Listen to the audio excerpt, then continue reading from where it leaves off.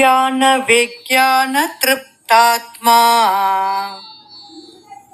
కూటస్థో విజితేంద్రియః యుక్త ఇత్యుచ్యతే యోగి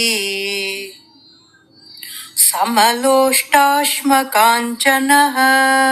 జ్ఞాన విజ్ఞానములతో మరియు విచక్షణతో తృప్తి నొందిన యోగులు ఇంద్రియములను జయించిన వారై అన్ని పరిస్థితులలో ప్రశాంతంగా ఉంటారు. వారు మట్టి, రాళ్ళు మరియు బంగారము వీటన్నింటినీ ఒకే దృష్టితో చూస్తారు.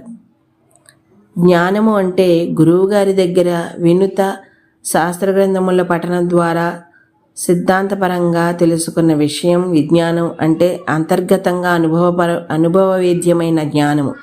ఇది అంతర్గతంగా విచ్చుకున్నది మరియు అంతర వివేకము ఉన్నత స్థాయి యోగి యొక్క బుద్ధి ఈ జ్ఞానము విజ్ఞానములు రెండింటిచే ప్రకాశితమవుతుంది.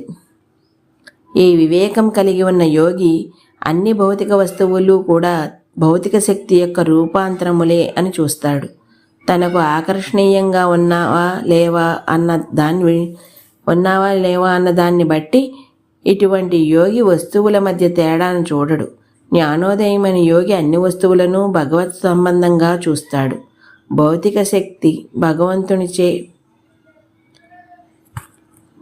శక్తి భగవంతునిదే కాబట్టి అన్ని వస్తువులు అతని సేవ కొరకే ఉన్నాయి.